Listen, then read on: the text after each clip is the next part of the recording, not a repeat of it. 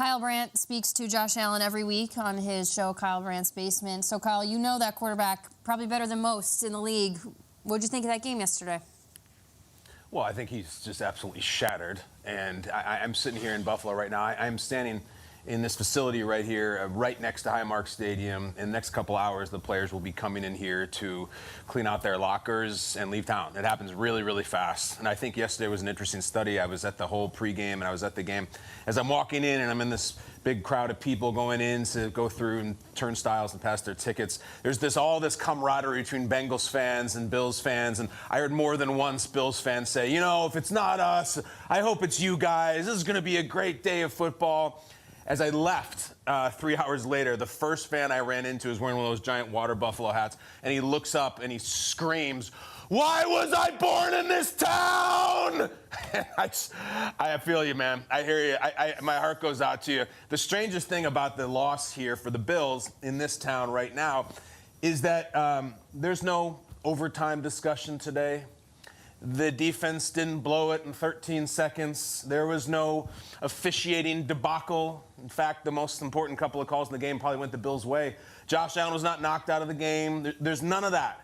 They were just thumped for 3 hours by a better, tougher, grittier, more clutch team. And it's a really, really strange feeling, especially since a lot of the players afterwards, the Bills players, were talking in their locker room about, we didn't have anything today. Matt Milano, all-pro, leader of the defense, says, quote, "We had no real energy today, no juice."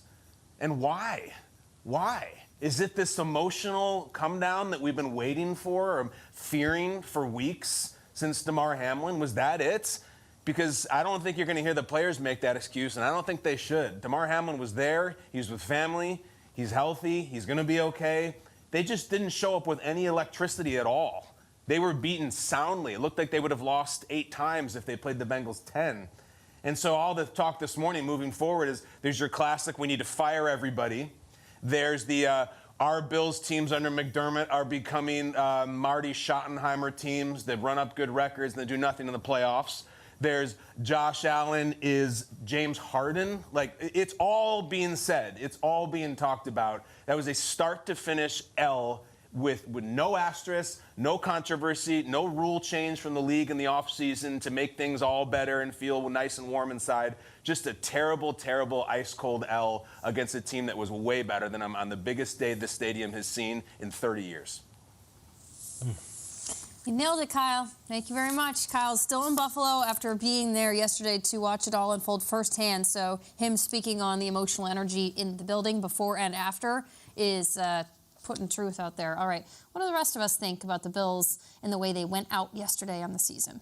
Look, I think they were a preseason Super Bowl favorite, and Josh Allen was the preseason MVP and all that stuff, but they lost in the divisional round last year as well. The Bengals were the better team last season. The Bengals were the better team this season.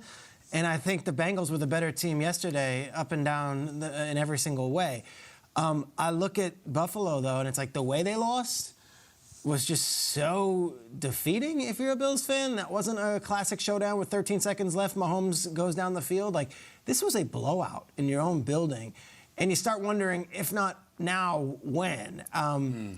Josh Allen is now 26. He's going to be 27, and he's now been to the playoffs several times, and he hasn't gotten to the championship game again. And I said it on Friday. I'm like, I'm worried Monday we're going to walk in here and be like, Warren Moon's a Hall of Fame quarterback, but he never played in a Super Bowl. Sonny Jurgensen was a Hall of Fame quarterback, never been in the Super Bowl. Dan Fouts, Hall of Fame quarterback, never been in a Super Bowl. Is that Josh Allen's fate? Or is this team going to someday get over the Bengals and over the Chiefs? Jordan Poyer's a free agent. Roger Saffold's a free agent. Tremaine Edmonds is a free agent. The cap hit on Allen gets way bigger this season because of the way the contract was written up. This was a team I think everyone thought had higher expectations for, and that it ends 27-10 at home. It's deflating if you're a Bills fan, and I'm not so certain it's that, hey, we'll be back next year. Last year, that felt that way. Yes. This year, it feels like, gosh, like, did we underperform this season? What a sudden end to the year. Yeah, and Kyle talked about them not having enough energy, not any juice, and when you go out there in the first drive that the Bengals had, and they go straight down the field as if it's a Saturday walkthrough and you're just going over the script of your first few plays, and there's a scout team out there and they're just like, hey, let them catch the ball, or on the second touchdown by Burrow, hey, we're going to pump fake the screen, everybody run to the screen so we can make sure this is how the play is going to work on Sunday. There's nothing to be energized about. The way the Bengals came out in that game, they just took it straight to Buffalo, and it was a huge letdown. And Peter, to your point, like, you don't know when this is going to happen, and you talked about Jordan Poyer and Tremaine Edmonds being free agents.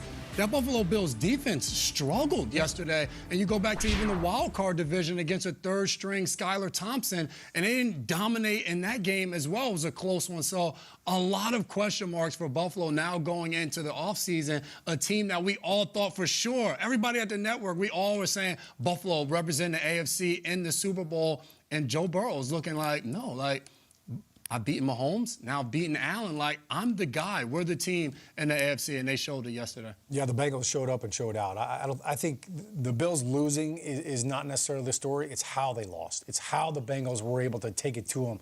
And look, the Bills defense could not get the Bengals off the field. They couldn't tackle them.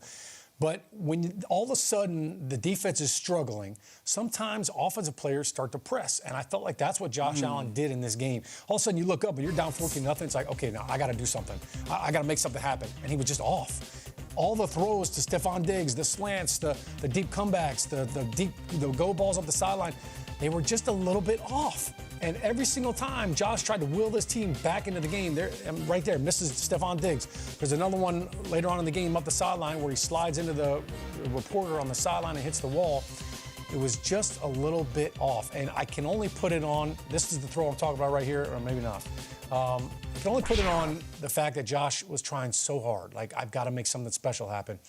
This offense did not look like the Buffalo Bills offense that we had seen all season long. No, but there were games. The Jets games, like we'd seen glimpses. That's what I was watching yesterday. I'm like, not on this big of a scale. They kind of It's revealed. too much put on Josh Allen, though. They kind of revealed themselves, though. That's what they were a lot this year. Like, Josh Allen got hurt in that first Jets game. Yeah. I don't think that he was the same. I don't think the offense was the same since. He threw like 3 picks in that game, too. And I think that was the one thing that he did all season long that was a little bit, on Josh Allen-like, was not taking care of the football. But again, I think it was him just feeling like, I got to do more. I got to do more. They don't run the ball. He Put had the ball in his 26 yards hands rushing, every single play, and it's just like, go win for us, go win And for he us. didn't run the ball yesterday. No. Didn't even try it. Like, I thought that was going to be 20 runs from Josh Allen, cold weather, dominant. It was like they were doing the air raid offense or something, and that's not what the Bengals had to plan in the snow. I want to circle back to the end of your point about Stephon Diggs. And, like, I know he got hurt yesterday, so there was a beat where he was out. But, like, the interactions and that end of that clip that we just saw, Josh Allen's looking at Stephon Diggs like, aren't you supposed to be doing this? And then they're on the sideline. Stephon's like, what are we doing here, man? Whatever this exchange was fascinating. Now, we've seen both ends of the scale now between these two. On Thanksgiving, they're hugging it up. I love you. I'm thankful for you. And now Diggs is like, what are we doing today? I'd love to catch the ball more. And then after the game, it's reported that Stephon Diggs grabs this stuff as fast as he possibly could, tries to hightail it out of the locker room before the coaches are even back in the locker room. One of the other players for the Bills has to go and get Stephon Diggs, bring him back in just to participate in the team meeting before he leaves quickly. Kyle, it was an interesting read yesterday, not only the body language on the sideline during this interaction between wide receiver and quarterback, but also the subsequent behavior by Stephon Diggs on the postgame. Just what do you know of these two guys, and now that the situation has unfolded, how do you translate it for us? Well, I think the look on the sideline with the arms spread out wide was Bush League as hell. I think at that moment to stand there in front of your quarterback and sell him out like that, that's not what he's about. But I don't want to completely vilify Stephon Diggs. Look, at least he's awake. At least he has some passion and he's in some intensity. And with some of these own guys were even admitting there was no juice and energy in the sideline. Too little, too late, and this is a bad look. And I think Diggs and Allen are legitimately close. But you're right. Like, he took off yesterday. After the game, he was out of there by before the time they got in. I mentioned the players that are going to come in the next couple hours.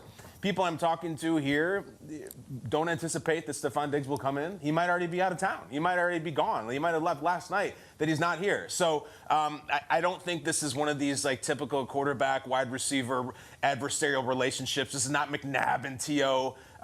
They're really pissed off that they lost. Diggs shows it in different ways. I don't love that he did that on the sideline. He probably doesn't either. But this is what happens when everything comes apart and you lose again in the playoffs, because this is now, guys, they're getting farther away.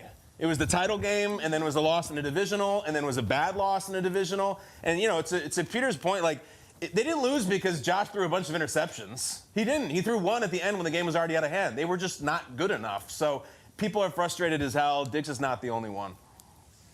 Yeah, thanks, Kyle. That was much needed, I think, after everybody seeing that behavior yesterday. I just got a All text from Eric Wood. He said Kyle's not allowed at any more Buffalo Bills games.